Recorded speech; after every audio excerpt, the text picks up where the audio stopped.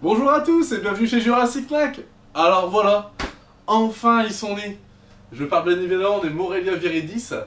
Rappelez-vous, il y a à peu près 2 mois, j'ai eu une ponte de 13 cocos. Et voilà, ils ont éclos et aujourd'hui je me retrouve avec une petite famille de jaunes. Hein, ça me parle ça, une petite famille de jaunes. Je parle bien évidemment des Simpsons. Non, bon bref, blague à part.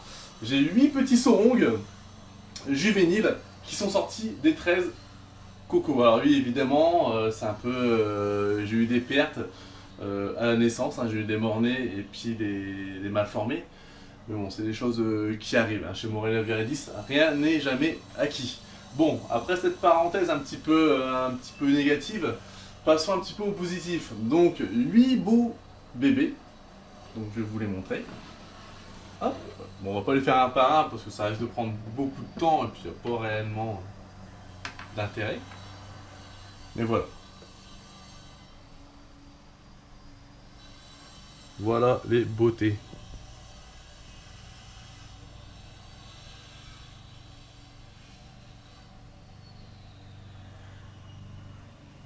C'est vraiment des très jolis serpents.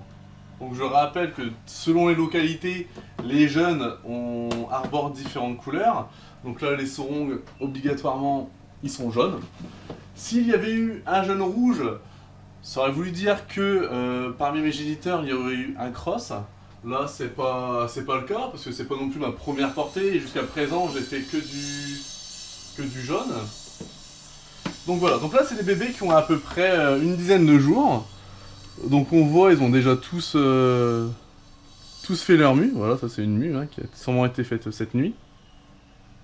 Hein, on voit qu'ils sont bien vifs, hein, que la langue sort bien. Ça c'est plutôt bon signe.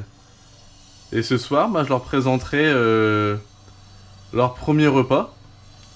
Alors particularité du Morelia viridis quand il est jeune, bah, c'est que c'est un serpent qui est pas forcément gourmand. Hein. Faut vraiment le taquiner un petit peu. Donc moi je taquine pendant allez, entre 3 et 5 minutes avec le rosé.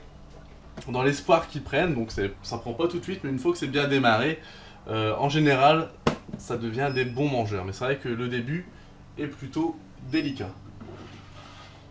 Hop, allez, on va en sortir un autre, pour le plaisir des yeux.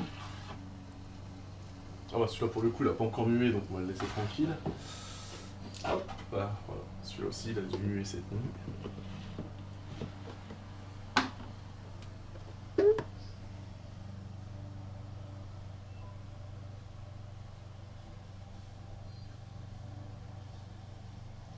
Voilà. Vraiment très joli. C'est pareil, le sexage pour ces espèces-là, enfin pour le Morelia viridis, moi je ne le fais pas à la naissance, hein, j'attends quelques mois après.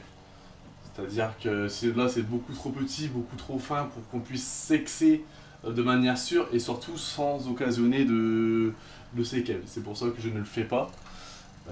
Et qui seront vendus, seront cédés non sexés. Voilà.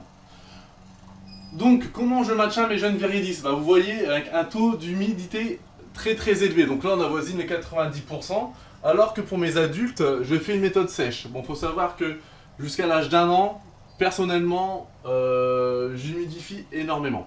Pour éviter les soucis, par exemple, de prolapsus. Parce que j'ai remarqué, ça c'est une expérience personnelle, c'est que quand c'est jeune, si jamais il manque à un moment donné d'un peu d'humidité, il peut y avoir des cas de prolapsus. Alors que quand j'humidifie énormément, je ne recense pas de cas de prolapsus. Donc maintenant, voilà, j'humidifie constamment, j'humidifie de façon abondante les viridis. Donc là, ils sont maintenus dans des boîtes qui mesurent, alors, qui font 27 cm par 17 par 19 de haut.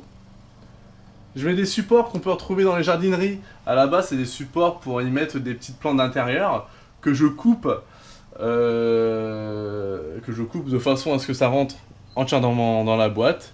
Et puis, voilà, une petite gamelle d'eau. Donc là, pour le coup, je suis un gros consommateur de la laitière, pour pas les citer, pour avoir des petits pots en verre. Voilà. On les nourrit à peu près tous les 10 jours. Morelia viridis, c'est un serpent qui n'a pas une activité de ouf, hein, donc n'a pas besoin d'être surnourri, ça sert à rien.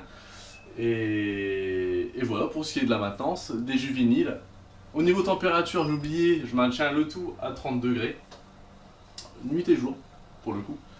Et voilà. Mais je mets quand même un point d'exclamation, enfin un point d'exclamation, non, je surligne quand même le fait que il faut énormément d'humidité quand ils sont jeunes et qu'on peut passer sur une méthode sèche après l'âge d'un an. Et ben voilà pour la présentation de mes jeunes Morelia Viridis. J'espère que ça vous a plu et puis nous on se retrouve bientôt pour une nouvelle vidéo. A bientôt les amis.